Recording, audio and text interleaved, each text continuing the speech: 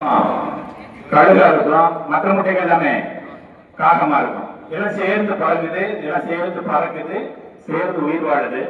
அப்படி உயிர் வாழும் பொழுது இந்த கழுகு குஞ்சு என்ன செய்யுது, பக்கத்தில் இருக்கக்கூடிய இந்த காக்கா குஞ்சோட கேட்குது, தூரத்துல எல்லாம் நிறைய பேர் பறக்கிறாங்களே, அவங்க எல்லாம் காட்டில் நம்ம கீழே பறந்துட்டு இருக்கிறோமே, இது நமக்கே கொஞ்சம் அசிங்கமா இல்லையா அப்படின்னு சொல்லி கேட்குது.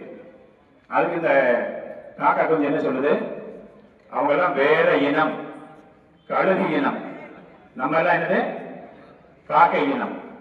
கேட்டது கழுகு குஞ்சு, கழுகு இனம் தான் அப்படிங்கிறது காக்கைக்கு தெரியாது, கேட்ட கழுகுக்கும் தெரியாது. இதே போல பாத்தீங்கன்னா நம்மளுடைய வாழ்க்கையில நம்மளை பற்றி எதுவுமே தெரியாத சில நபர்கள் நம்மளை பற்றி ஏதாவது ஒரு வகையில நம்மளை சொல்லிட்டே இருப்பாங்க. ஒரு நாள் வேணா முடியும், இதுக்கு மேல போக முடியாதா அப்படின்னு சொல்லுவாங்க.